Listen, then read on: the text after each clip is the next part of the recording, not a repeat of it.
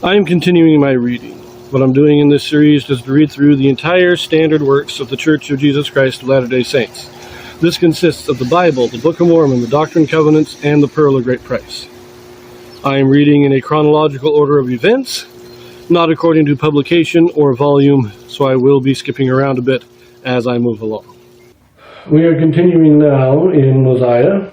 We read the episode of the daughters of the Lamanites being abducted by the priests of Noah. Very interesting chapter. Had a lot to say about how that actually played out, but we are continuing now in chapter 21. This will be continuing with the people of Limhi. Limhi's people are smitten and defeated by the Lamanites. They meet Ammon and are converted. They tell Ammon of the 24 Jaredite plates. We're not going to read the whole chapter. We're going to read the first 21 verses, because we got to keep it in our timeline. And it came to pass that Limhi and his people returned to the city of Nephi and began to dwell in the land again in peace. And it came to pass that after many days the Lamanites began again to be stirred up in anger against the Nephites, and they began to come into the borders of the land round about. Now they durst not slay them because of the oath which their king had made unto Limhi. But they would smite them on their cheeks, and exercise authority over them, and began to put heavy burdens upon their backs, and drive them as they would a dumb ass. Yea, all this was done, that the word of the Lord might be fulfilled. And now the afflictions of the Nephites were great, and there was no way that they could deliver themselves out of their hands, for the Lamanites had surrounded them on every side. And it came to pass that the people began to murmur with the king because of their afflictions, and they began to be desirous to go against them to battle, and they did afflict the king sorely with their complaints. Therefore he granted unto them that they should do according to their desires. And they gathered themselves together again, and put on their armor, and went forth against the Lamanites to drive them out of their land. And it came to pass that the Lamanites did beat them, and drove them back, and slew many of them. And now there was a great mourning and lamentation among the people of Limhi, the widow mourning for her husband, the son and the daughter mourning for their father, and the brothers for their brethren. Now there were a great many widows in the land, and they did cry mightily from day to day, for a great fear of the Lamanites had come upon them. And it came to pass that their continual cries did stir up the remainder of the people of Limhi to anger against the Lamanites, and they went again to battle, but they were driven back again, suffering much loss. Yea, they went again even the third time, and suffered in the like manner. And those that were not slain returned again to the city of Nephi. And they did humble themselves even to the dust, subjecting themselves to the yoke of bondage, submitting themselves to be smitten, and to be driven to and fro, and burdened, according to the desires of their enemies. And they did humble themselves even in the depths of humility.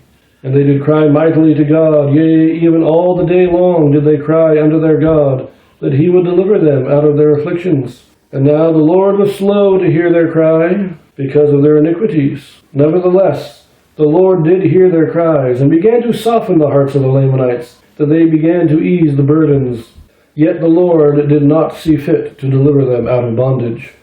And it came to pass that they began to prosper by degrees in the land, and began to raise grain more abundantly, and flocks and herds, that they did not suffer with hunger. Now there was a great number of women, more than there was of men. Therefore King Limhi commanded that every man should impart to the support of the widows and their children, that they might not perish with hunger. And this they did because of the greatness of their number that had been slain. Now the people of Limhi kept together in a body as much as it was possible, and secured their grain and their flocks. And the king himself did not trust his person without the walls of the city, unless he took his guards with him, fearing that he might by some means fall into the hands of the Lamanites. And he caused that the people should watch the land round about, that by some means they might take those priests that fled into the wilderness, who had stolen the daughters of the Lamanites, and that it had caused such a great destruction to come upon them. For they were desirous to take them, that they might punish them.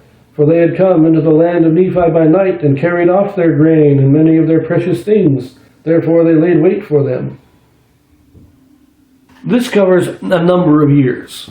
I would say each of these conflicts is probably in a different year. So they go out, the Lamanites start oppressing them a little more. They don't kill them. They don't do any permanent damage, but, they're beating them up. They're forcing them to do the additional work, and the people are getting mad at it. Now, it does seem from what it says at the end there that a lot of this was the Lamanites were still upset about the abduction of their daughters. And even if they accepted that it was the priests of Noah that did it, the priests of Noah were still Nephites, can't do anything to them, so let's beat up these Nephites instead. The people get upset, they want to go drive the Lamanites out. Limhi does not want to do this. He knows it's not going to work, but the people keep hounding him and hounding him and hounding him, and he says, fine, you do what you want. I'm not going to get... Limhi is not going out with him. I don't think Gideon went with him. He's not ordering this. He's simply saying, look, if you're determined to do it, I'm not going to stop you. You do what you want. And as a result of these three conflicts, the majority of the men are killed. I would estimate personally, and this is largely just a guess, but from the way it's described, I would estimate between 40 and 50% of the men are killed. Possibly a little more, possibly up to 60%. And the men are supposed to be out there raising the grain and raising the flocks and everything. But we get these 3 years of conflict.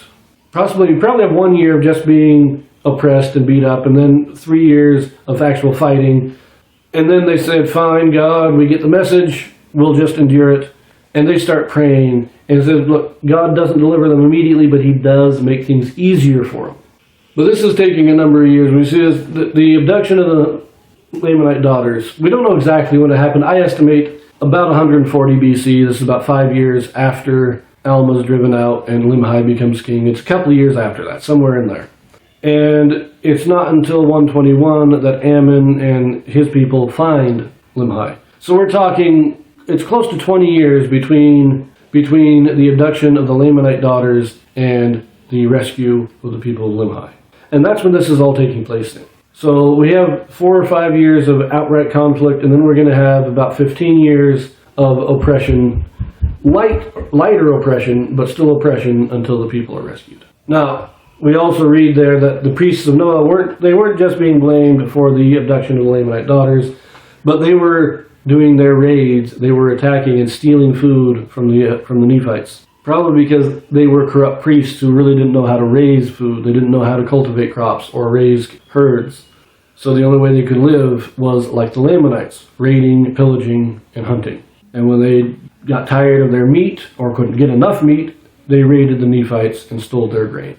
Now, before we finish out chapter 21, we are actually going to now be returning or skipping back to the beginning of the book of Mosiah, and we are going to go back to chapter 1 and read Benjamin's address, because he gives his address in the year 124 BC, and that is while they are being oppressed. So while Limhi and his people are in bondage to the Lamanites, Benjamin's going to give his great address. So we are now going to turn back and read that, and I will see you in those videos.